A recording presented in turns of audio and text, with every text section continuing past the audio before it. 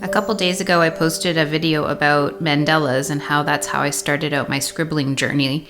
And it reignited a little passion. I'd forgotten. I really hadn't done mandalas for years since before that video.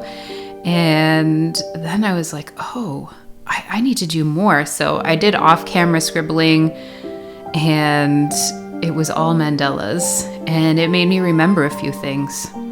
One of those things is that the mandala starts with a circle.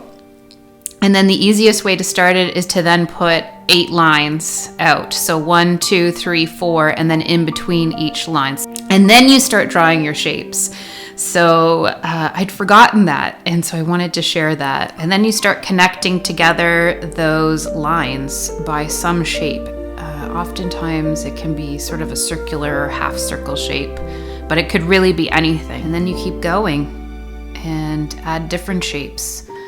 A lot of the shapes that are ones that are used are circles, dots, half circles, leaf shapes, kind of a little parentheses shape, I guess, is maybe I'll do that one now so you can kind of see. It's like this.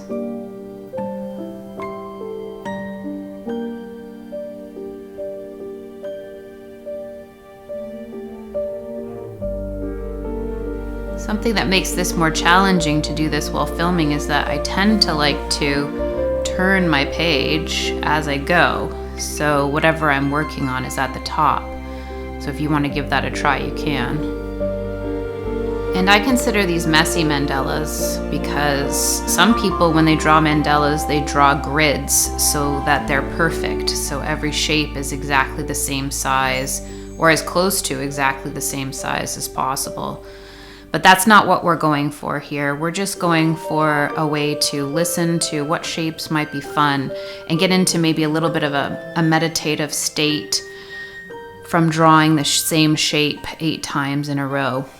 And the other thing that I mentioned, but I'm doing now, is I really prefer to draw mandalas on a sheet of paper that doesn't have a crack in the middle of it. So a sketchbook that you can fold over, or maybe a spiral bound one, or even just a sheet of blank, printer paper works nicely as well. And I would say that this kind of mandala that I'm doing right now with the black ink is actually probably one of my neatest ones. It gets looser from here, so definitely I'm not worried about it all being the same size all the way around. As you can see, this smudge here, that's one of the reasons why I like turning my page as I draw mandalas, because I can turn it around in a clockwise fashion, and then my hand never gets in the wet ink. And oftentimes I'm cutting out these parts of a video where I'm sitting and feeling through where I want to go next, because they're kind of boring to watch. I'm not doing anything, I'm just sitting here. But I want you to know that they're there, because it's important, because that is where the gems are, in the quieting down enough to listen.